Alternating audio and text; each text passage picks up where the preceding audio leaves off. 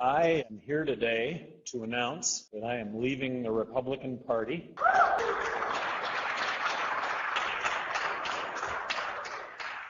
and will seek the Libertarian nomination for President of the United States.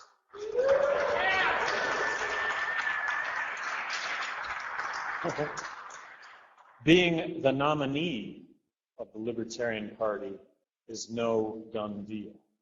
And by that I mean it will be competitive, it'll be a debated process, and I respect and look forward to that process. The Libertarian nominee for president will be on the ballot in all 50 states, something that is very, very significant.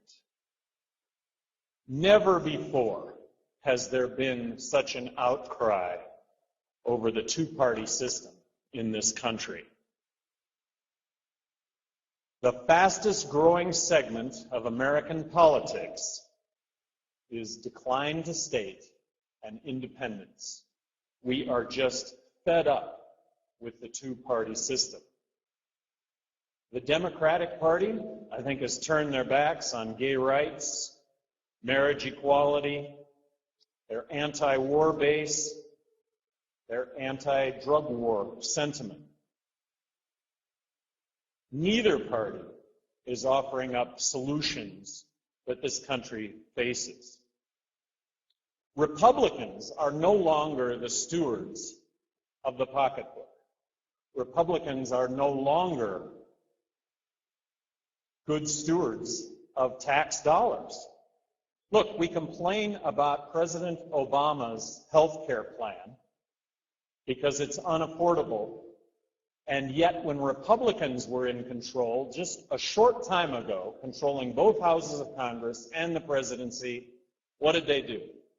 They passed a prescription health care benefit that at that time was the largest entitlement program that this country has ever faced. It wasn't affordable then, and it's not affordable now. What I think the opportunity of running as a libertarian is number one, it's really exciting. It's the ability to tell the American people that we live in a constitutional republic. We don't live in a democracy. Because in a democracy, you can vote yourselves a raise. And I think that's what the Democrats think, is that you can vote yourself a raise, and that's why we're in the predicament that we're in. And we live in a constitutional republic, which means that we are a country governed by laws and the United States Constitution. But what I think the Republicans don't recognize is that you can change the law, and that laws do need to be changed. And if you just look at the law, would we still have segregation in this country? Would we still not allow women the right to vote? That seems to be the tack that Republicans take. We pass wrong-headed laws. Libertarians talk about all the things that they're not going to do in office. I think my 750 vetoes as governor of New Mexico really gives me a unique voice when it comes to all the things that government should not do. I think to be libertarian comes from classical liberal. I think the majority of people in this country consider themselves classical liberal, and that is the notion that we're all fiscally conservative and we're actually socially liberal. As a libertarian president, as a candidate for the libertarian nomination, I'm going to talk all the time about balancing the federal budget. Let's balance the federal budget. That means cutting 43% from the federal government, and if we don't do that, I think we're going to find ourselves without a country. Let's enact the fair tax. And when I talk about taxes, libertarians are anti-tax all the way across the board, and I share in that. So the fair tax is the best of the worst, but I really believe that it reboots the American economy, and that at its base, the notion that it's the fair tax is just as the name implies. It's fair. The more money you make, the more fair tax you'll pay. It will also promote savings. Let's reduce welfare in this country. Let's reduce warfare in this country.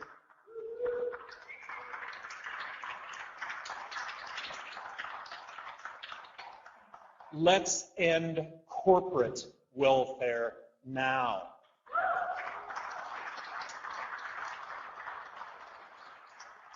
Let's have a constitutional adherence to gay rights.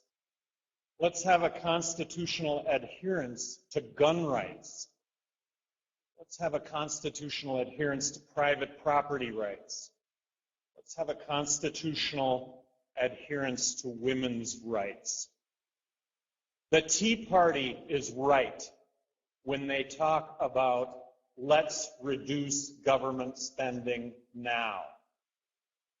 Occupy Wall Street is right when they talk about, or when they express the outrage in this country over the fact that this country doesn't deal it out fairly. And at the root of not dealing it out fairly are both political parties that have their hands out to say, it's for sale.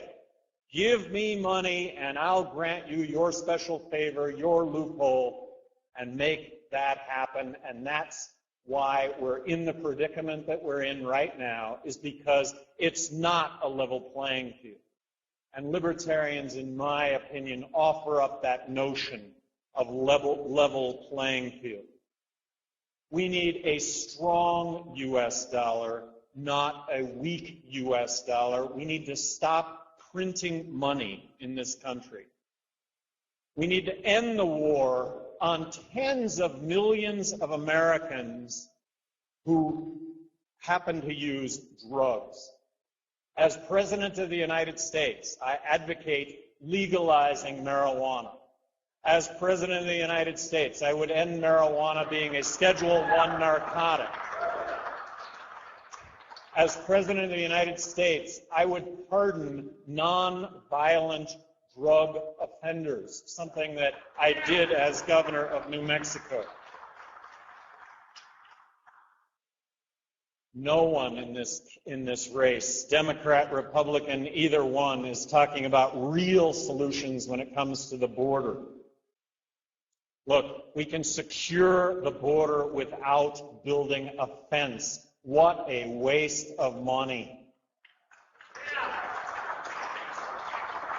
Let's make it as easy as possible for somebody that wants to come into this country and work to get a work visa, not a green card, not citizenship, but a work visa. And then I just bang my head over the fact that all of the candidates, when they talk about border violence, none of them are addressing the root cause of border violence, which is the prohibition of drugs. Disputes that are being played out with guns rather than the courts. Speaking with a broad brush, I think Americans describe themselves as fiscally conservative and socially liberal. I'm doing this today because this is an agenda that I think resonates with most Americans, and it's an agenda that's not being addressed by either political party. I think we have a unique opportunity in this country to actually fix the problems that face us all, but it's not going to be business as usual. I want to thank all of you for being here. You have no idea how much it means for me to have you here this morning in support of this. I would like to just point out Kate Prusak, my fiance. Kate, just a wave, and my daughter, Saya, and her partner, Josh, that showed up. You know, thank you. Thank you all. Thank you to so many of you, so many of my closest friends that are here today. Included in those closest friends really is a new friend, but it's Mark Hinkle. Mark is the chairman of the National Libertarian Party. I just think it speaks, and by the way, he is neutral. Mark is somebody who wants to promote a competitive libertarian field for president, and I absolutely respect that. And I just think it speaks volumes, though, that Mark has flown in to be here today, and I would like to turn the podium over to Mark. At the conclusion of his remarks, we'll open this up for questions and comments.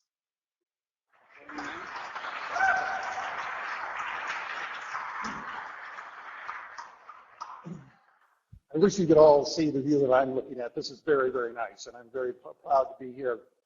I've got a membership application in the Libertarian Party for Gary to sign. I have a voter registration card, thanks to Mike Blessing for bringing that. And so we're going to make it official today that Gary Johnson's going to join the Libertarian Party, and as he said, he's going to be seeking the nomination of the Libertarian Party. So I'm delighted to be back here in New Mexico. I actually spent a bit of time in New Mexico, in Wurtsburg, New Mexico, when my dad was a train master for the Southern Pacific Railroad back when I was a teenager. And I'm glad that Gary is here to become a dues-paying member of the Libertarian Party and to register to vote as a Libertarian. But I also want to note that I'm actually welcoming Gary back to the Libertarian Party. I note through looking through our database, when Gary was the governor of New Mexico, he was actually a dues-paying member of the Libertarian Party.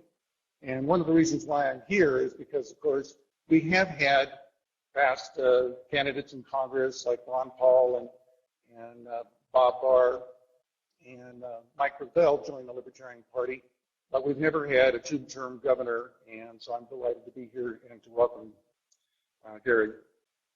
To give you a little background, the Libertarian Party was formed by David Nolan, the late David Nolan, as a reaction to the wage and price controls that were imposed by Richard Nixon, and also because he took the United States off the gold standard, and we now, of course, are living with the consequences of that.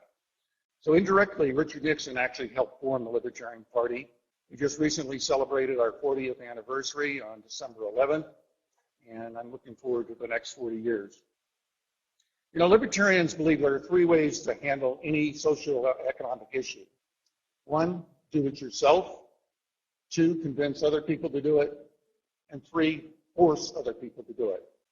The first two are both voluntary and moral. The third, forcing people to do something, is both involuntary and immoral, and we reject that. Libertarians believe in a voluntary society where individuals are free to choose their own goals, their own beliefs, their own careers. In short, libertarians believe it's your life, it's your body, it's yours to control. Sadly, most people in government don't adhere to that principle. And in fact, they want to interfere with your life and they want to control your life, and we reject that. As I welcome Gary Johnson into the Libertarian Party, I'd also like to extend an invitation to everyone hearing this to join the Libertarian Party and to help restore constitutional rights and the Bill of Rights, which have been sadly stripped away by both Republican and Democratic administrations during my lifetime. To Democrats, I ask, if you still think government should lend a helping hand to those in need, I ask you to look at the evidence. Government always helps themselves first, and everyone else is second. That's why we have more poverty, not less. More homelessness, not less. To Republicans who still believe in small and limited government, I ask you to look at the evidence. Every Republican administration over the last 60 years grew government spending.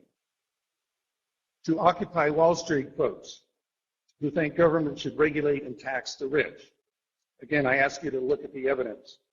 Big businesses love regulation because it gives a competitive edge over small and medium-sized businesses. That's why the rich grow richer. And that's because they're in bed with both the Republican and Democratic leadership. I think it was Mark Twain who once remarked, when the legislature controls what is bought and sold, the first thing bought and sold is the legislature. To Tea Party folks who still think the Republican politicians this time will hold their ground and not cave, I ask you to look at the evidence.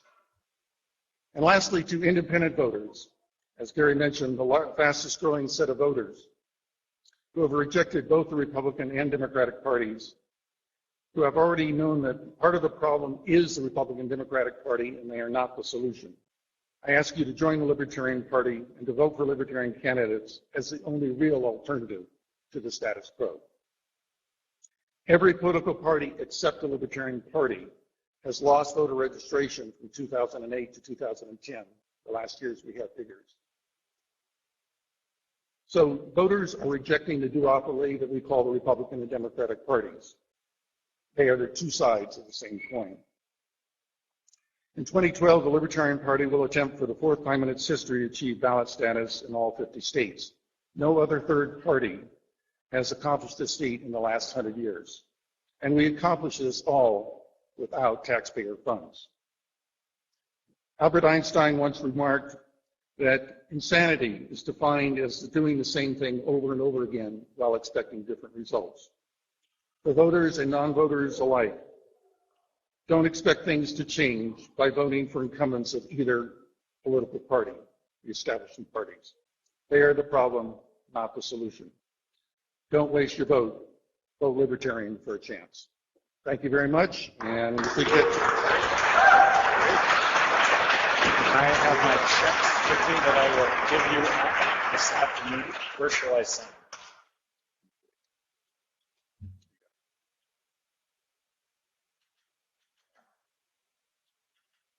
So right here? Yeah. Yeah, okay. I think so. I gotta get my glasses on. It's tough getting old.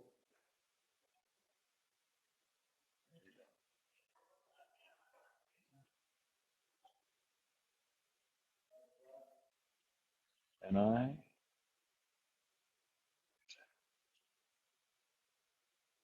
All right, and the other? Voter registration. Voter registration card.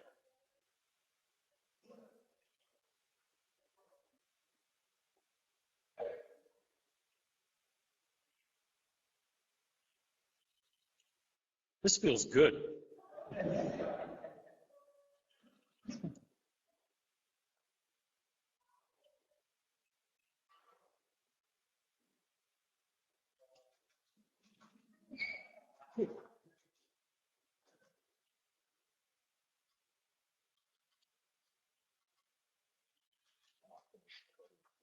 Great, thank you. Great, all right.